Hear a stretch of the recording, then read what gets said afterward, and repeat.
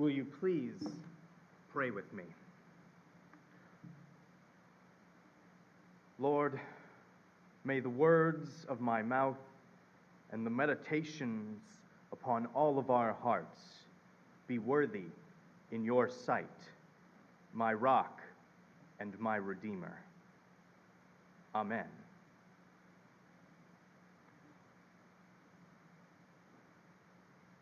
A weird event happened one night in April in a town called Davidson, North Carolina.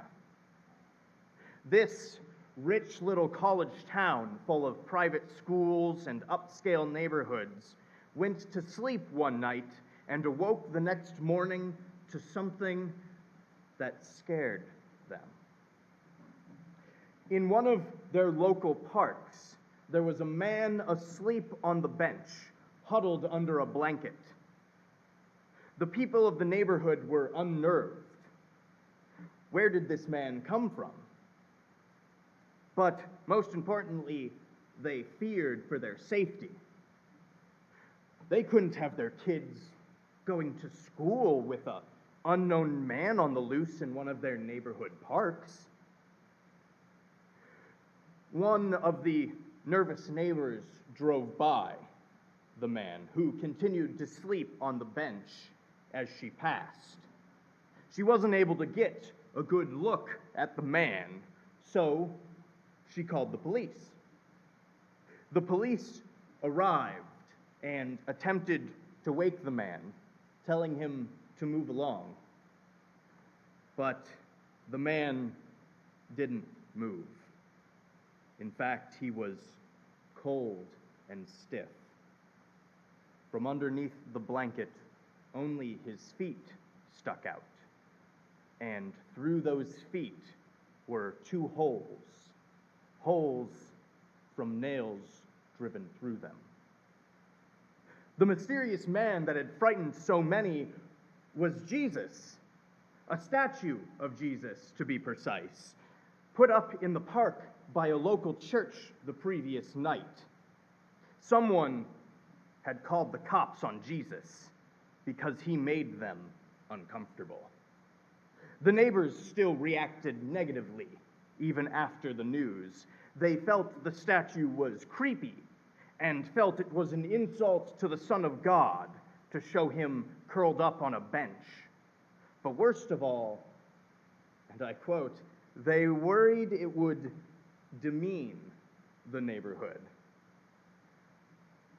Jesus could be in the neighborhood, of course, but not as long as it impacted their bottom line.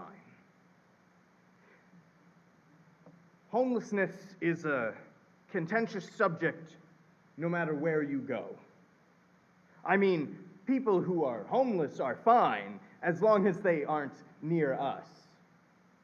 Have you ever watched people interact with someone begging on the streets? Have you ever been that person who interacts with somebody begging on the streets? More times than not, most people won't even make eye contact with a panhandler. It's easier to ignore someone when you don't look them in the eye and acknowledge them as another human being. But there are reasons to not interact with people who are homeless, right? There's a safety concern. We don't know these people, and who knows how desperate they are. What if they're mentally unstable and are a hazard to themselves and us? What if they're looking for their next high and are willing to hurt someone in order to get it? There's also something on a more mental level. There's something about seeing someone who is homeless that makes us uncomfortable, like going into the seedier parts of a city. We are reminded that the world isn't always a fair and happy place. There are some who live with not enough, whether because of their own choices or an unfair economic system.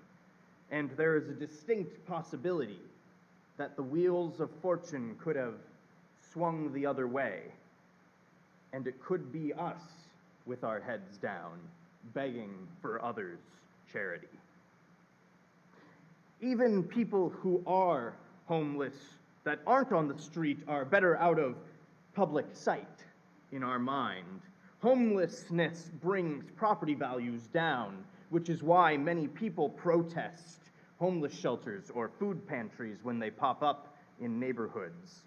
Better to leave those people in the care of professional groups, where they're coincidentally far away from us, those who have been so blessed with prosperity. I was told as a child not to deal with homeless people. If any approach me, I should ignore them and walk on. And it comes down to a simple idea of trust. You can't trust homeless people because you don't know them.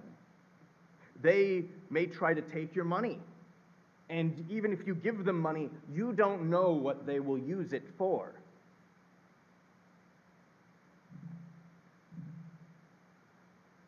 Does that bother anybody else? That's a reason you don't pet strange dogs. You don't know if you can trust them and they might bite you. When did we start treating people in a lower economic class the same as we treat unknown animals? These are people, right? God seems to think so. In our reading today, Jesus is near the end of his ministry on earth. Within a chapter, Jesus will be arrested by the authorities. So he's trying to wrap up his teachings and talk about the future. His disciples ask about the end of the age, and Jesus responds with a vision. He shows two groups of people from all the nations separated. He addresses the first group. Come, you that are blessed by my Father, inherit the kingdom prepared for you from the foundation of the world. For I was hungry, and you gave me food. I was thirsty, and you gave me something to drink. I was a stranger, and you welcomed me. I was naked, and you gave me clothing. I was sick, and you took care of me. I was in prison, and you visited me. These righteous people are confused. They ask when they did these things for Jesus because they don't recall doing that for the Son of God. And Jesus says, "Truly I tell you, just as you did it for one of the least of these who are members of my family, you did it to me." Who are the least of these that Jesus speaks of? There's some debate, but I think it's fair to say that Jesus is speaking about the poor, the needy, the imprisoned, and the hungry throughout the world. The challenge, then, is to try and see Jesus in these poor people that our society tells us to ignore.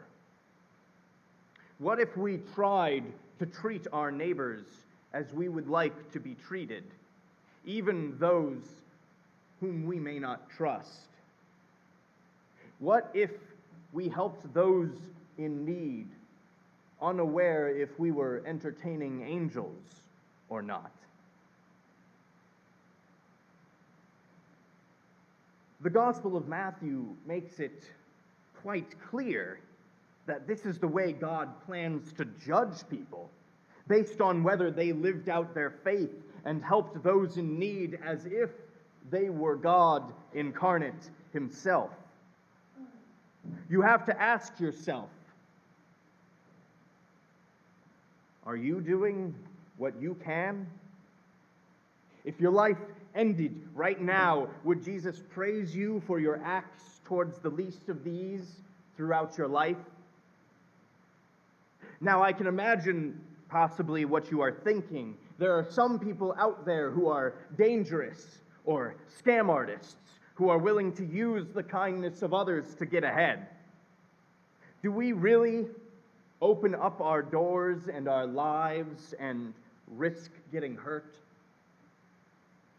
Let me make this clear. I'm not telling you to risk your life and limb and give everything you have away till you too are homeless.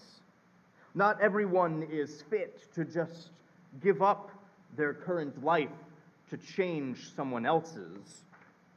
But when it comes to the people along the sidewalk or the road begging for change, don't you think the benefits outweigh the costs?